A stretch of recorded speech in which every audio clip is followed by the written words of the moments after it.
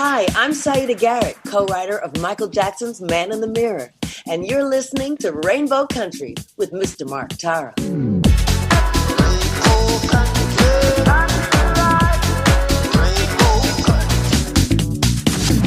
The views and opinions expressed on the following program are those of the persons appearing on the program.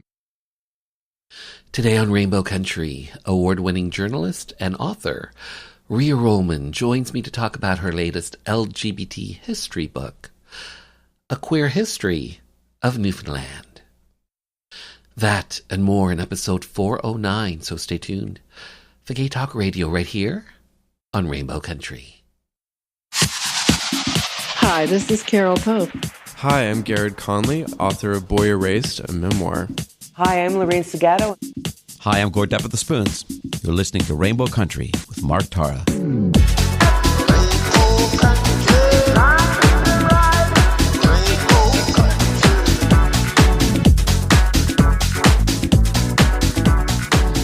Well, hello and welcome to a brand new journey through Rainbow Country, as I like to call it, a little gay radio show working to give voice to the LGBT community and beyond. And as always, I am your tour guide through Rainbow Country. I'm producer and host, Mark Tara. By the way, Rainbow Country originates from CIUT-FM in Toronto, and now proudly in syndication on 12 outlets across Canada from coast to coast to coast. The Yukon, British Columbia, Saskatchewan, Manitoba, the east coast of Canada in Newfoundland, Ontario, even down to Buffalo, New York, and online. Well, thanks to you tuning in, streaming, downloading, but ultimately listening. Together we continue to build Rainbow Country into a nationally syndicated gay radio show, a #1 LGBT podcast on Podomatic.com's Gay and Lesbian chart, as well as being recognized as a #1 Canadian LGBT podcast on Feedspot.com. So today, A Queer History of Newfoundland, the latest book from award-winning journalist and author Rhea, who's my guest on this second episode of Season 9. We'll find out all about what inspired A Queer History of Newfoundland, what it took to bring this book to fruition, and so much more. Plus an hour or two music from LGBT artists, independent artists, voices that we've come to know and love in classic disco, classic 80s, classic house, and on this episode, I'm featuring some gay 80s dance floor hits, some lesbian rock, and more. All that lies ahead as we start Journey 409 through Rainbow Country. Our first stop, the Rainbow Country Bookstore. Today, begin Transmission, the trans allegories of the Matrix, tracking one person's transition journey from Thomas Anderson to Neo to Trinity. Award-winning trans creator Tilly Bridges reads from her latest book, Begin Transmission, the trans allegories of the Matrix.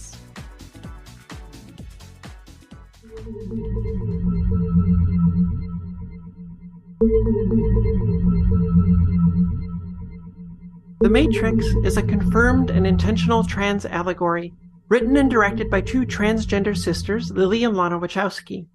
They weren't out as trans when the first 3 movies or the Animatrix were made, but publicly came out as trans before the 4th movie. This changes the context for some of the films, which we'll discuss along the way.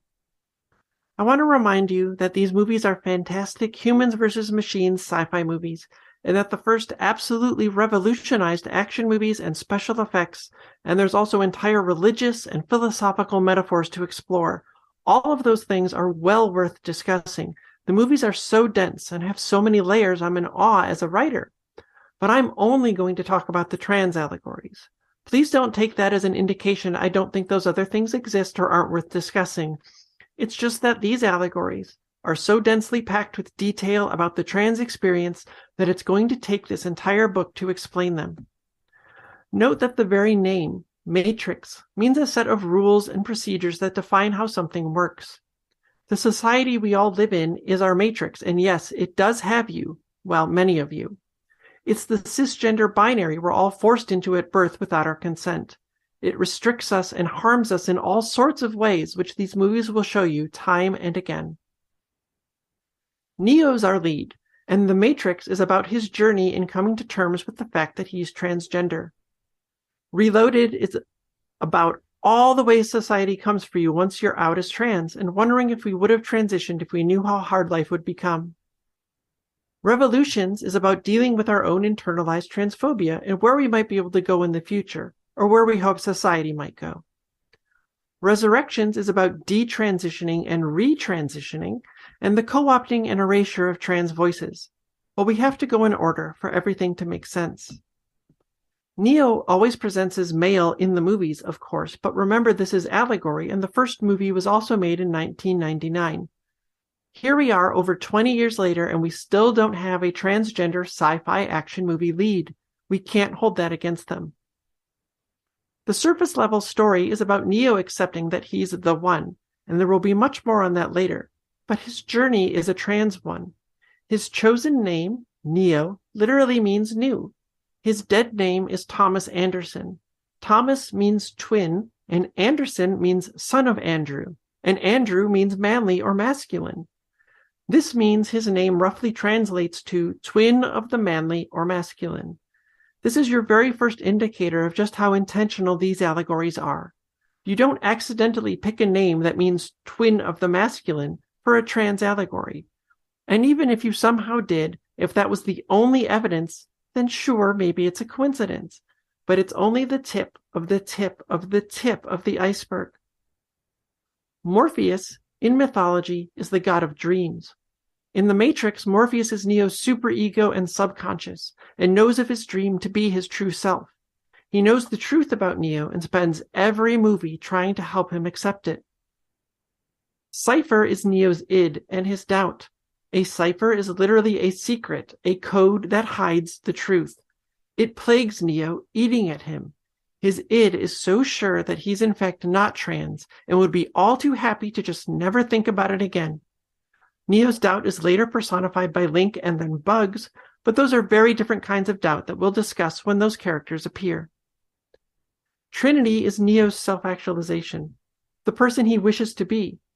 Her name alone tells you she's Neo, 1, the ego, Morpheus, 2, the superego, and Cypher, 3, the id, all rolled into one. Trinity's in balance, in harmony, a whole person. Also note, she is a woman. The other 3 are men. Neo has to reconcile these supposedly male aspects of himself if he ever wants to attain self-actualization.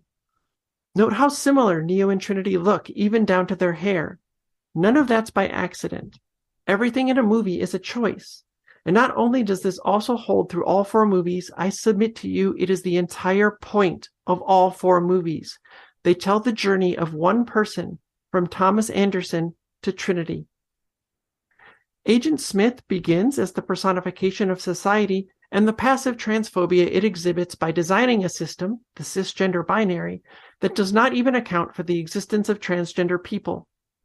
Over the course of the first movie and then through the sequels, he comes to represent active transphobia, the parts of society that acknowledge trans existence, only so they can then attack it and try to make it impossible for us to exist within it. Other important things to know before we start. The Oracle is Neo's heart, later replaced by Bugs. Tank is the trans community, later replaced by Zion and then Io. Locke is Neo's fear. Niobe is Neo's confidence. And the color red is vital to understanding all 4 movies, wherein it stands for unequivocal truth. Know that it stands for truth now, and the explanation for why that is will come early in discussing the first movie. Blue stands for doubt, and yellow for fear. Always. The mixture of these colors is also used to convey more complex things. Purple shows you there's truth and doubt. Orange shows you there's truth and fear. The green overcast of the original trilogy shows you the world the cisgender binary matrix has created is based in fear and doubt. Yellow plus blue equals green. All agents, police, and security guards across all movies are cis white men. This is also intentional. It's showing you who benefits from the false cisgender binary, who set it up, and who extracts power from it to keep themselves at the top. This is also why the architect and the analyst are cis white men. These are the bedrock of the allegories. The foundation of everything else is built on and used to say all that the Wachowskis have to say. The good news is these are explained to you through the movies themselves. We're going to go through them all in order, not exactly frame by frame, but it might as well be for as much as these movies have to say. To truly understand the allegories, you'll need to go in order and read them in the order written, in the order of the movie's release. Jumping ahead will only lead to confusion, so I don't recommend it. But technically you can if you want to. I mean, I'm not the boss of you. I can only show you the door. You're the one that has to walk through it.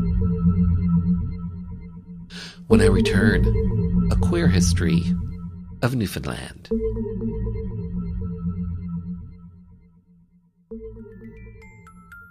Magnus Hirschfeld made the modern homosexual.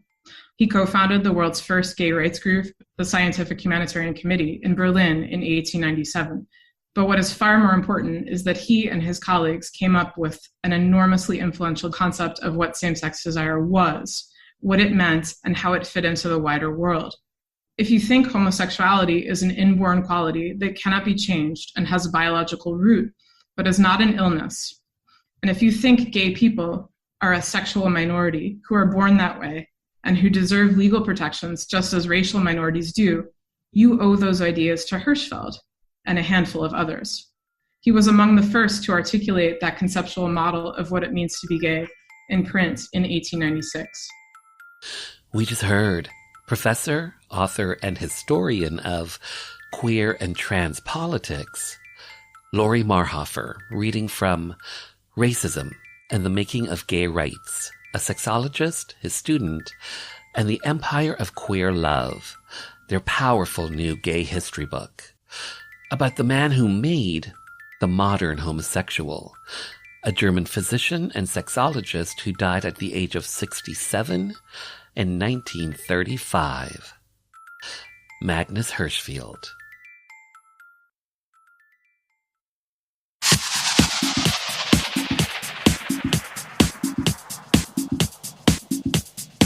Hi, everybody. This is Gino Vanelli. You're listening to Rainbow Country with Mark Tara.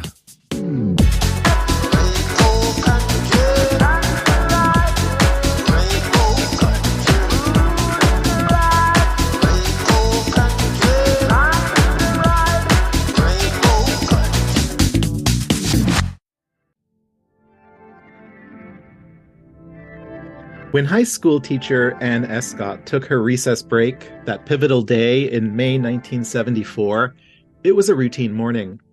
Escott worked at Bishop's College, where she taught physical education and biology.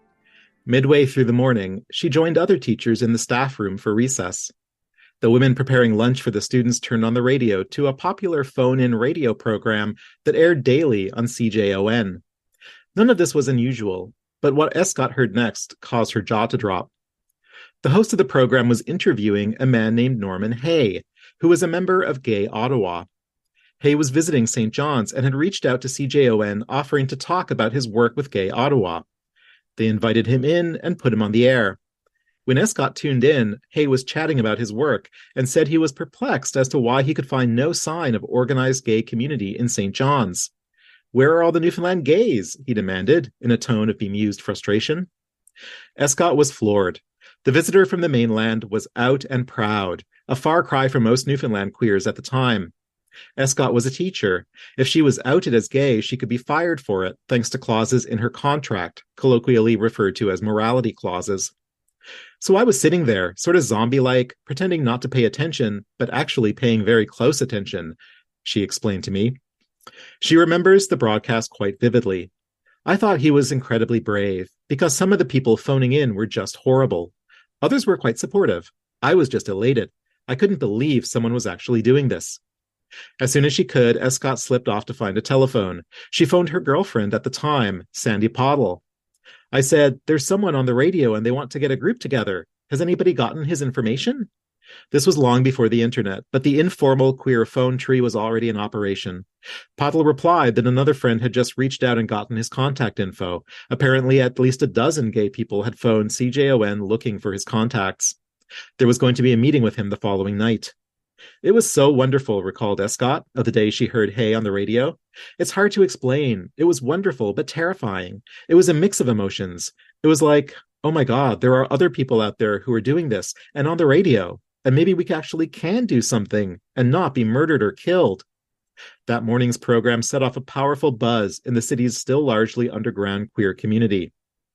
Those who heard it discussed the remarkable interview and decided that if mainlanders could get on the radio and openly ask, where are all the Newfoundland gays? It was time for the Newfoundland gays to get organized.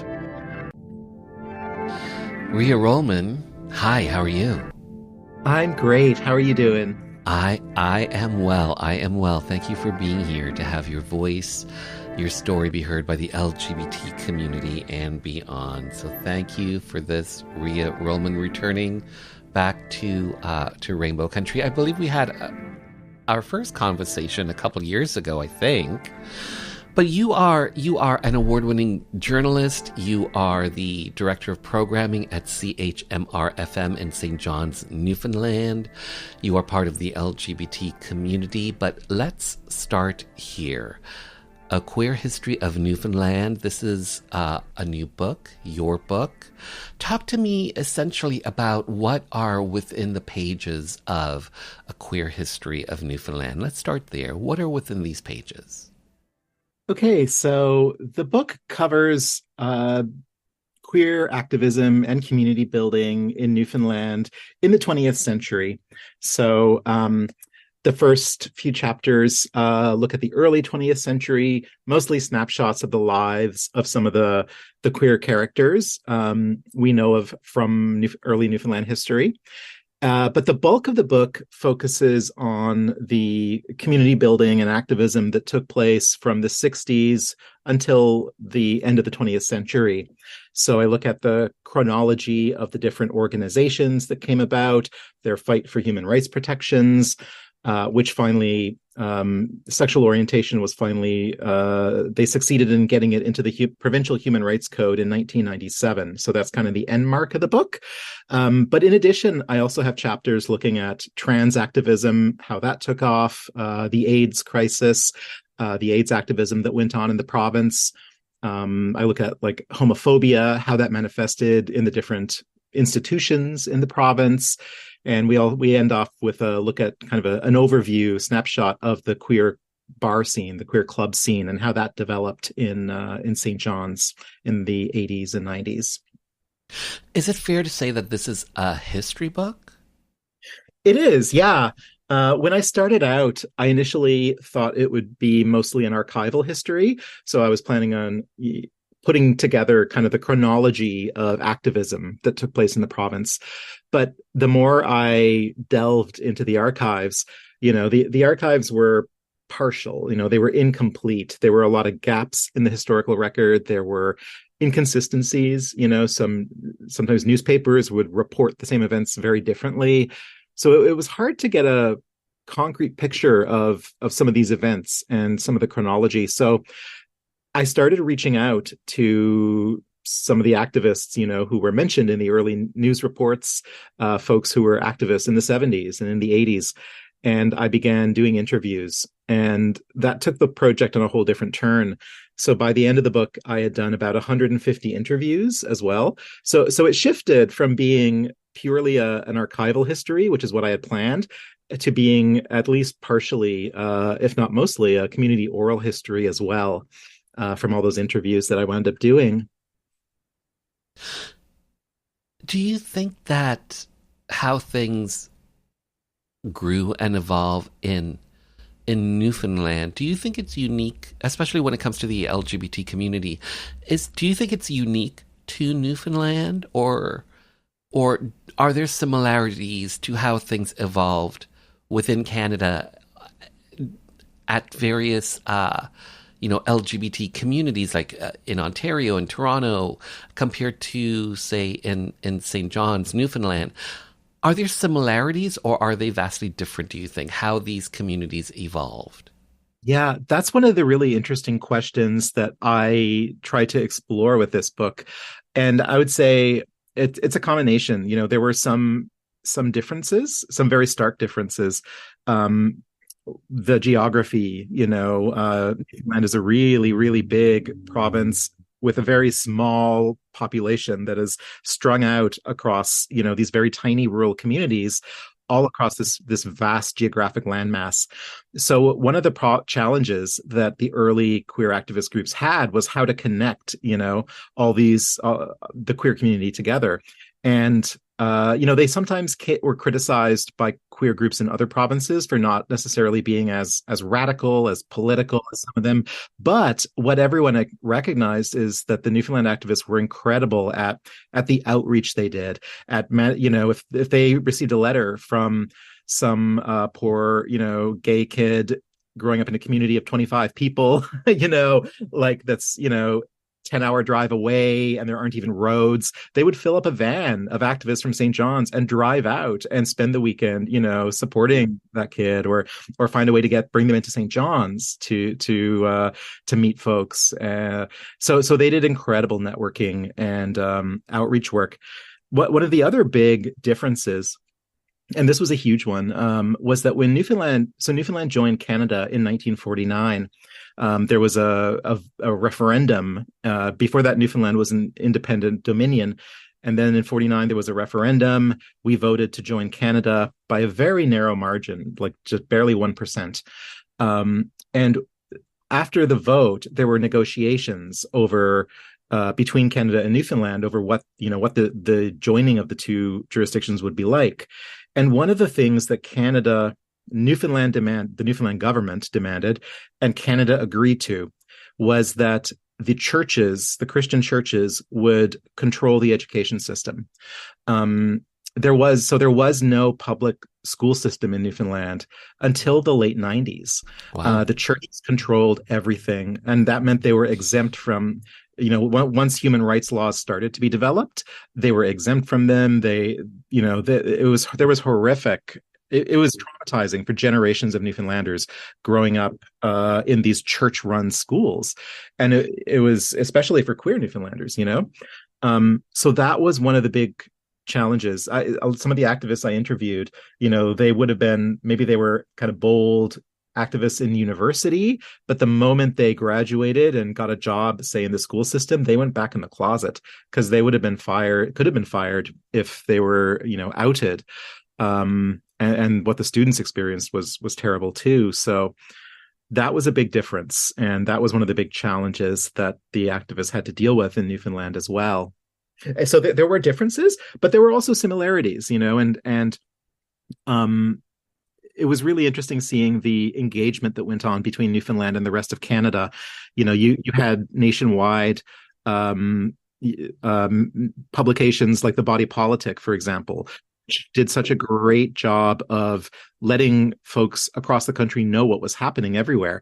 And they were really, the editors at the Body Politic, they were really enthused by what they were hearing from Newfoundland. A bunch of them even traveled out to Newfoundland in the mid-70s just to meet the activists and see firsthand, the community building that was going on. So there was a lot of unity as well.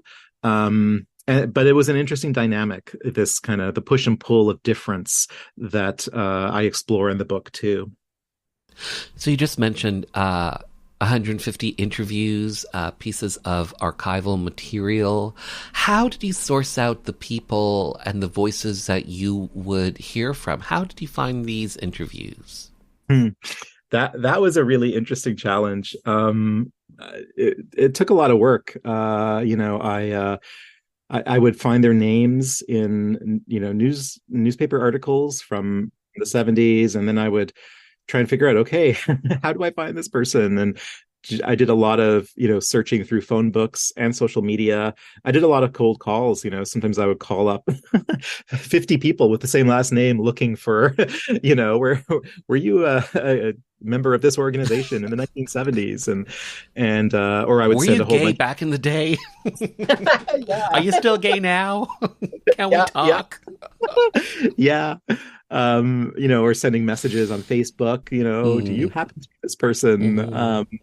And then also once I started doing interviews, then the people I interviewed started connecting me with other people, so that helped too. And it was exciting, actually. There were some cases where it actually brought together old friendships. People would an activist I interview, they might remember, oh yeah, I was close friends and activists with this person and this person, and then they would go find that person and there were some friendships that were rekindled, kind of cross-country friendships as a result of this work, which was pretty cool too. How long did it take you to research and put this book together?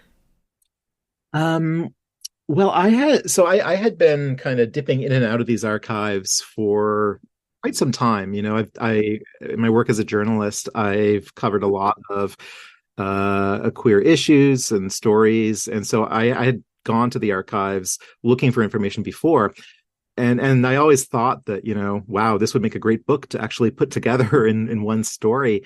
And so once I started doing that, took about, I don't know, 3-4 years of focused work, I'd say.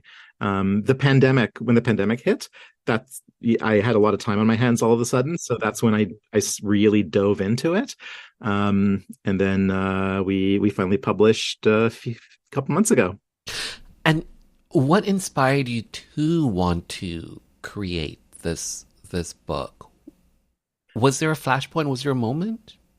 It was actually those early moments of I remember, I don't remember when, it was like several years ago. I was doing a story about Pride Week in St. John's, and one of the questions that occurred to me, it was like, okay, this is Pride Week. What is this, the 20th Pride Week? Is it the 30th? When did Pride start to be celebrated? And no one seemed to know. Everyone had different answers. So I went to the archives to try to find out. And that's where I found all these file folders of newspaper clippings, and a lot of them were, literally crumbling to dust as I was looking at them. And, it really hit me then that, again, this is an incredible story, and so much of it wasn't known, and especially by younger generations. And so I felt that I really wanted to, put it all together, both to preserve the history, because a lot of it was being lost. There were people I interviewed who died before the book came out. So a lot of these activists are elderly now, and it's so important to, I think, get their stories and preserve them. So part of the push was to preserve this history, but also to get it out there. I was astounded by just the rich and exciting stories I discovered in the archives. And I think it's important for other people to get that. So I wanted to make it accessible to a broad public. I work on campus, at a campus radio station, and work with some of the student groups on campus. And a lot of them have no idea of, this early history that went on.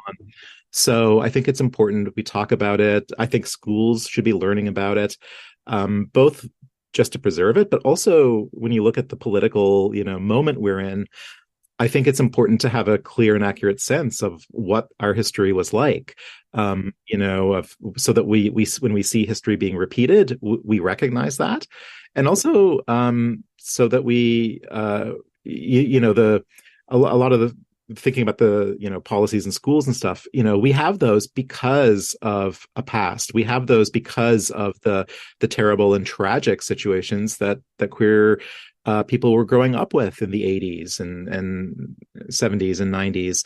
And so it's important for us to be aware of that history.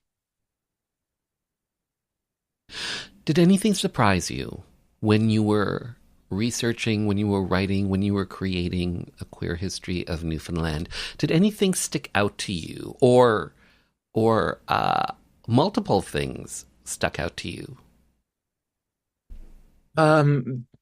The richness of it really, jumped out at me. I had no idea. One of the first formal queer activist groups in the province, CHAN, the Community Homophile Association of Newfoundland, they were founded in 1974 and they operated until around 1980.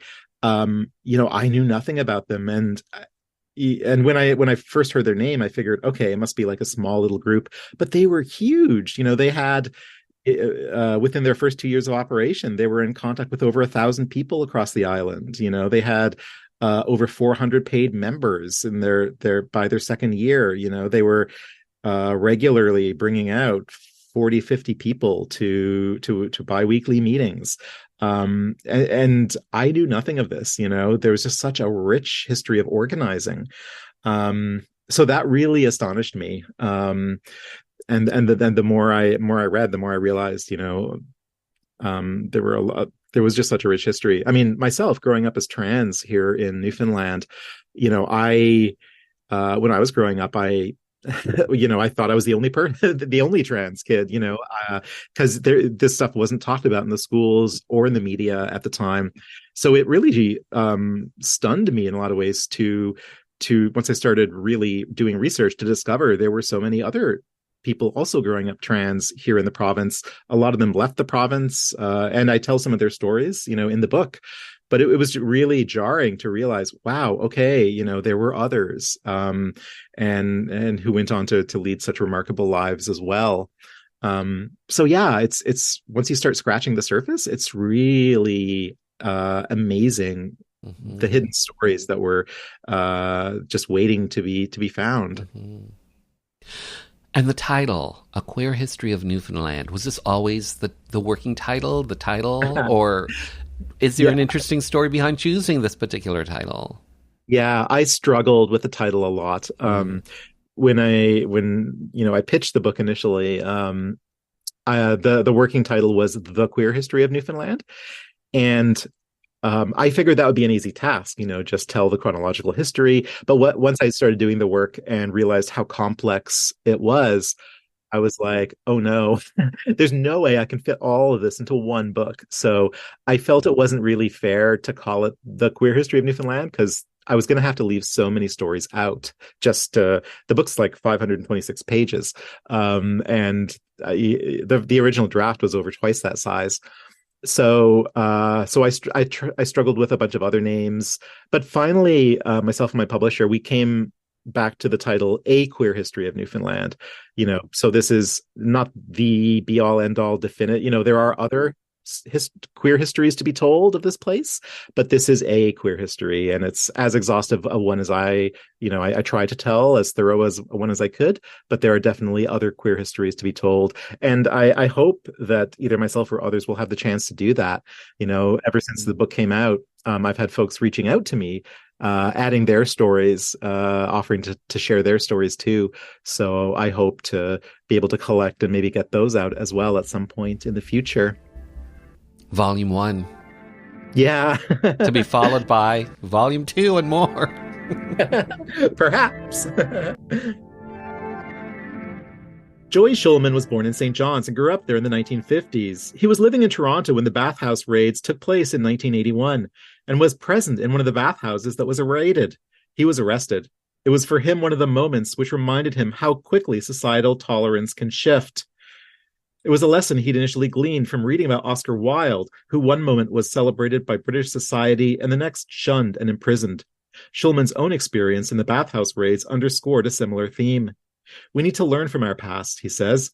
No matter how uncomfortable we get as gay people, there are always people like Hitler, people like McCarthy in the 1950s US, people like the RCMP fruit machine, the bathhouse raids. The bathhouse raids happened at a time when we felt so liberated. We were out in downtown Toronto. We were living in entire apartment buildings downtown. We were fabulous. We were exploding. We were just like Mary Tyler Moore, throwing our hats in the air. And then suddenly the police just clamped down. It's important for younger people to know that this was a real attempt to stop us from finding and having and sharing love, Schulman said. And that shouldn't be allowed. People came out of that defiant. It was our Stonewall moment. We took to the streets and we won all those rights that ensued.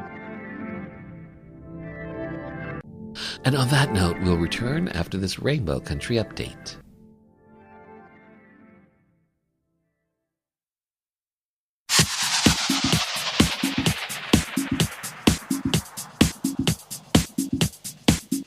Hi, I'm comic artist and author Phil Jimenez, and you're listening to Rainbow Country with Mark Tara.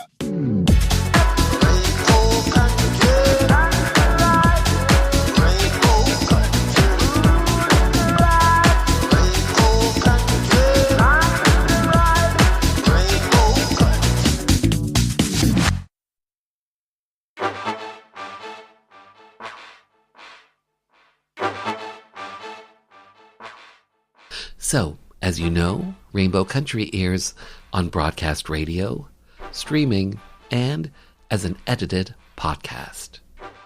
Most of those outlets and platforms are listener supported.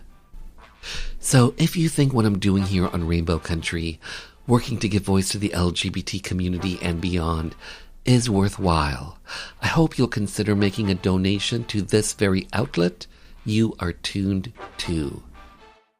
If you happen to be listening to the edited podcast version, I hope you'll consider making a donation to an outlet that does carry Rainbow Country. How can you do this? Simple. Head over to marktara.com, where everything is connected, and hit the donation banner. That's where you'll find a list of all the outlets that carry Rainbow Country. A little gay radio show working to give voice to the LGBT community and beyond. Let your voice, let your support be heard.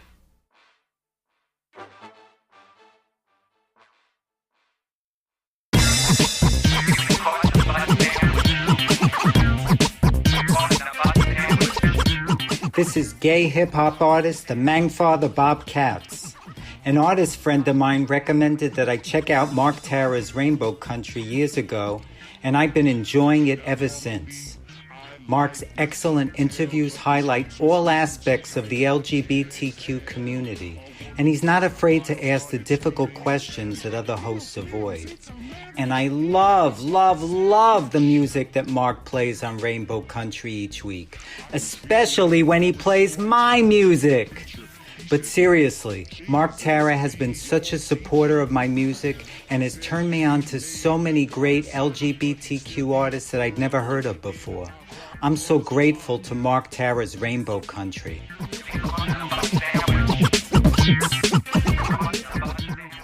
Hi, I'm David Pevsner. I'm a writer and an actor. My memoir, Damn Shame, a memoir of desire, defiance, and show tunes, is out now. You're listening to Rainbow Country with Mark Tara.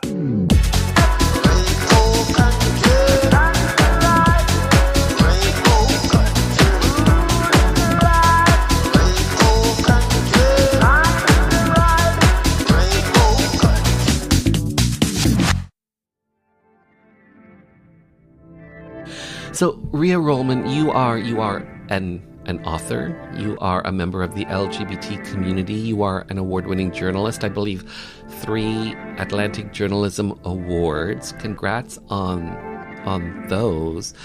Being an award-winning journalist, especially in times like these, like very politically charged times.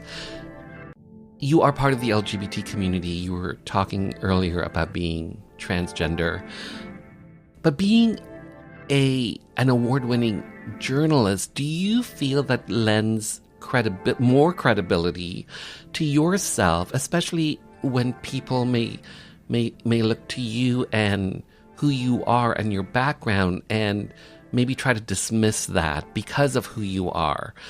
But yet, being an award-winning journalist, you can then turn around and say, well, I've got some cred here.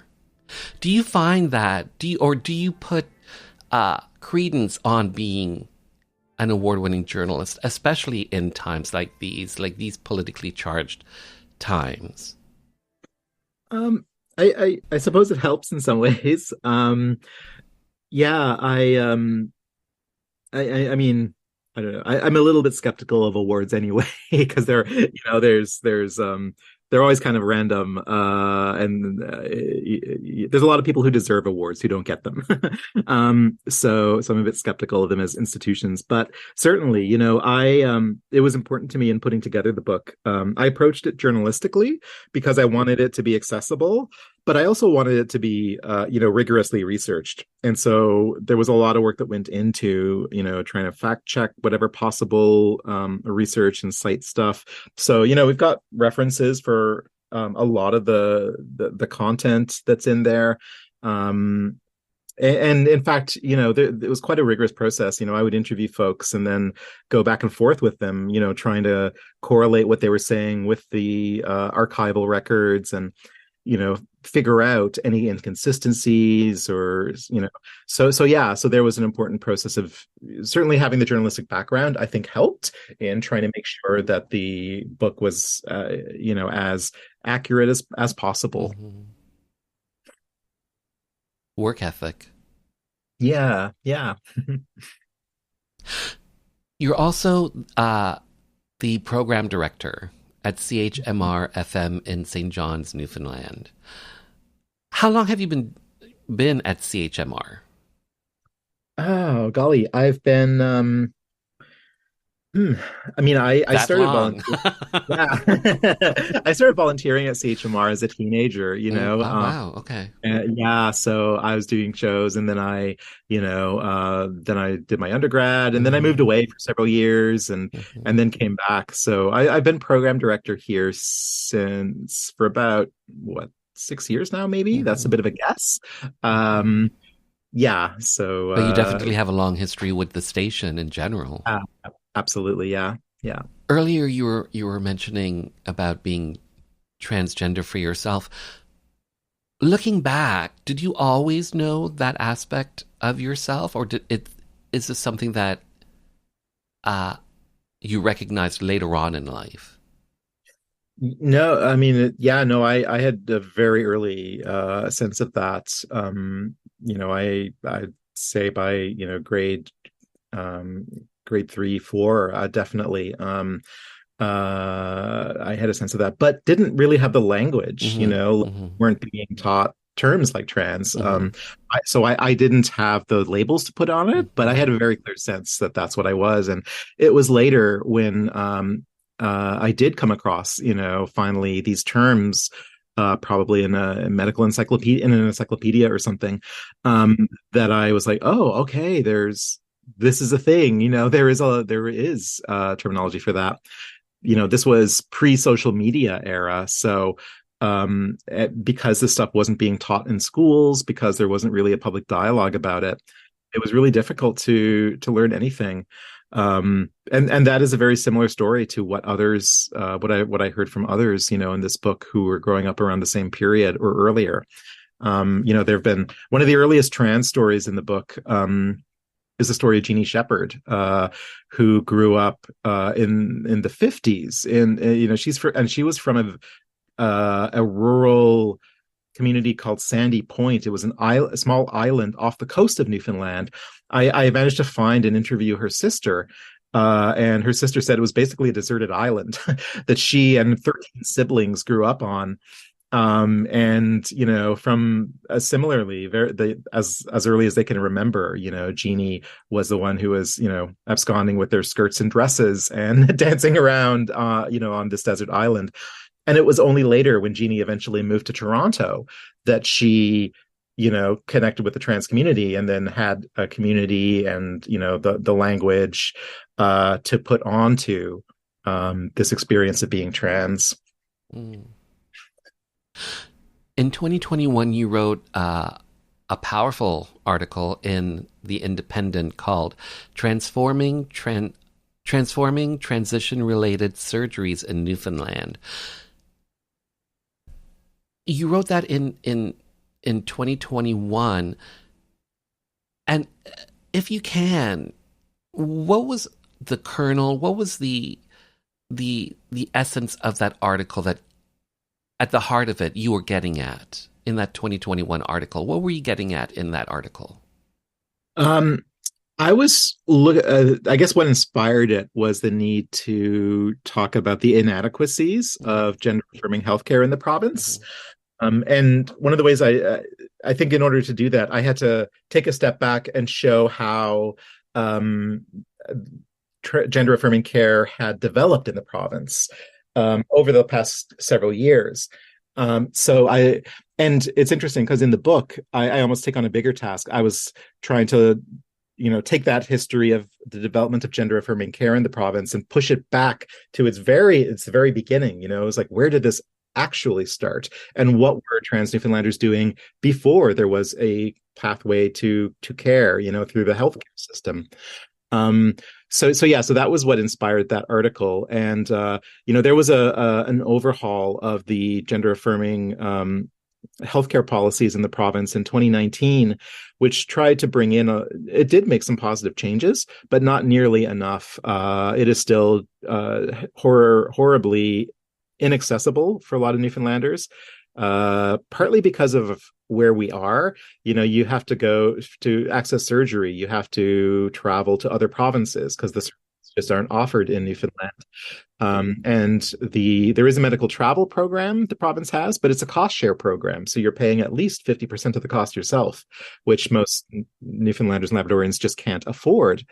So there are huge, and there are other, inadequacies and gaps. So I wanted to really shine a light on that, show that it's, it is being done better in other provinces. What are some of the good ideas, and how can we improve things in Newfoundland and Labrador?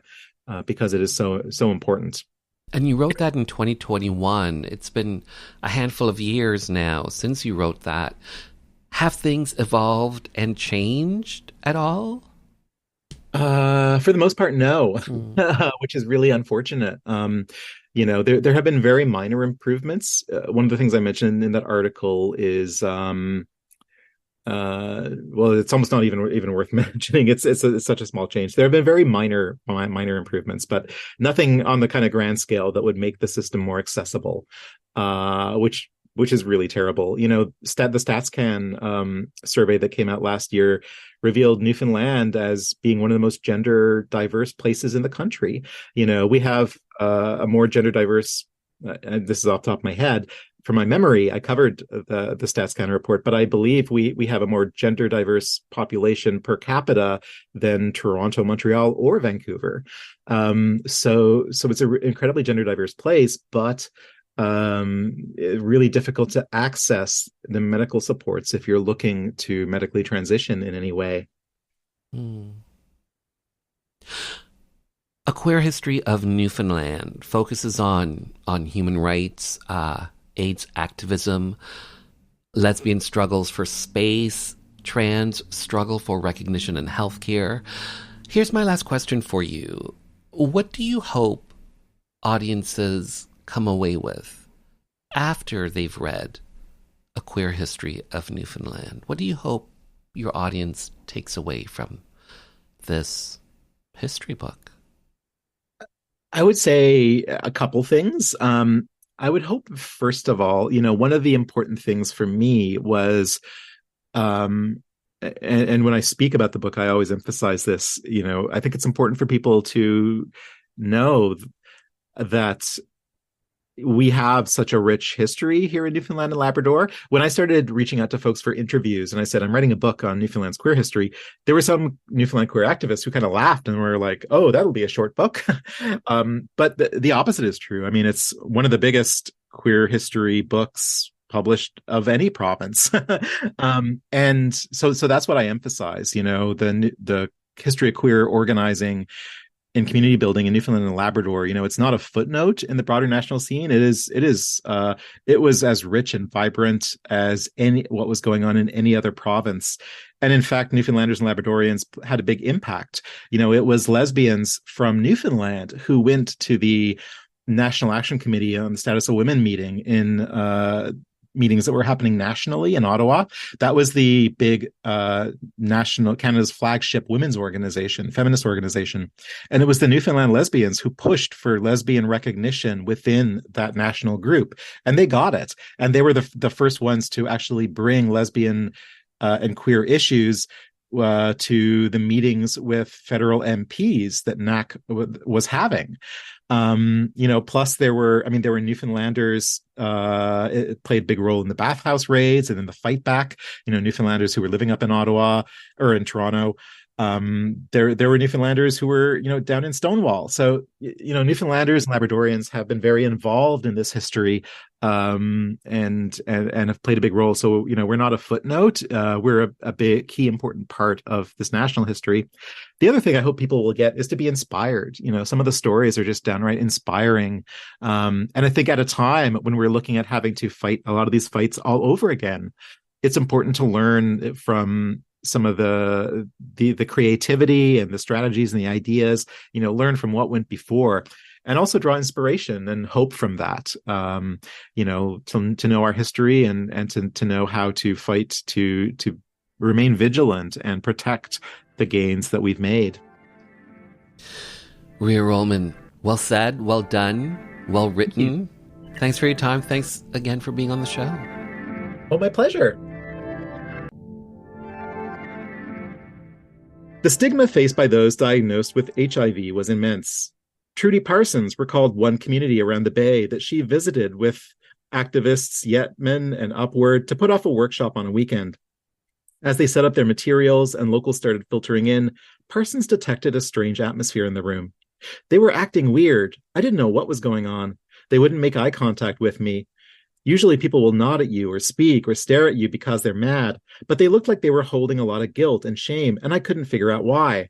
They weren't even sitting with each other. They were all sitting with their backs to each other or turned away. I was like, what the fuck is going on? Then a fisherman guy comes in and he's in his gear and he stomps on in, and I thought, oh great, he's going to give me a hard time, because he came in all aggressive. So we changed the order of speaking, and I got up right away and I said, there's something going on here. What is it? You guys look like you're in a lot of pain. Then this woman turns around to the guy in the fisherman clothing and says, are we going to tell her? And he goes, yep. Then he says, we're ashamed. And I was like, okay, well, we're here to talk about difficult things. That was my mantra. We can talk about difficult things. So they talked about a gentleman that had come home with AIDS, and they had crucified him. They just crucified him. The whole town. I can't remember the stuff that they did, but it was shocking. Absolutely shocking. They just did everything that they could to make the rest of his life as uncomfortable as possible, like throwing rocks at his house in the middle of the night and all kinds of really weird, fucked up things. And they were embarrassed about that. They were very brave in telling it, though. I couldn't believe they were sitting there and telling it. They were so brave, and they were committed to never behaving that way again. Like they were big grown men crying to break their hearts over their shitty behavior. It was something else. And it was more than just HIV. It was about homophobia, and it was about a man being considered what they said was sissy. It was all of that, too. So that was my interview with award-winning journalist and author Rhea Rollman, talking about her 2023 book, A Queer History of Newfoundland. By the way, on Amazon.ca, A Queer History of Newfoundland was a #1 bestseller in local Canadian history.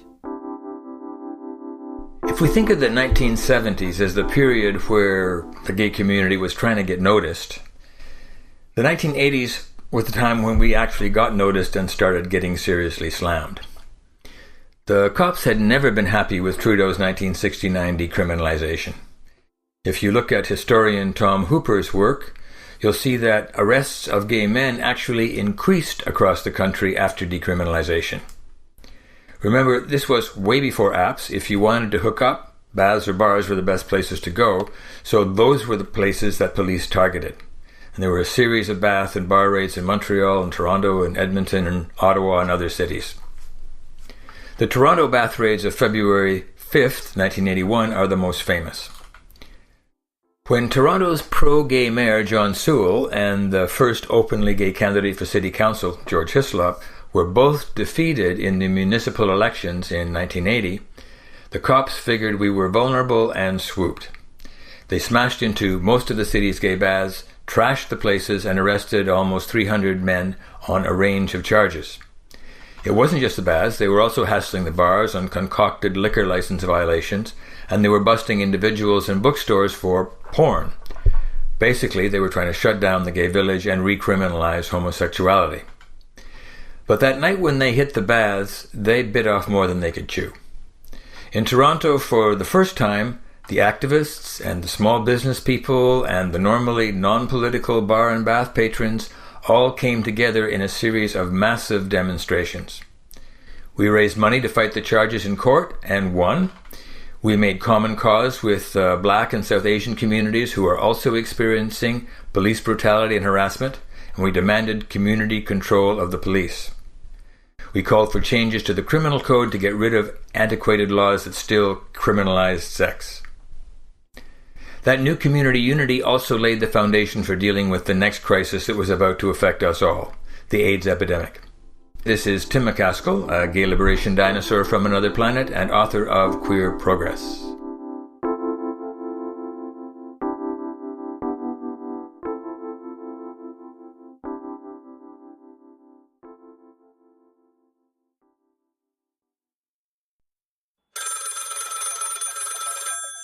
The phone rings. I got a message from the mayor. He's going to call me back the next day.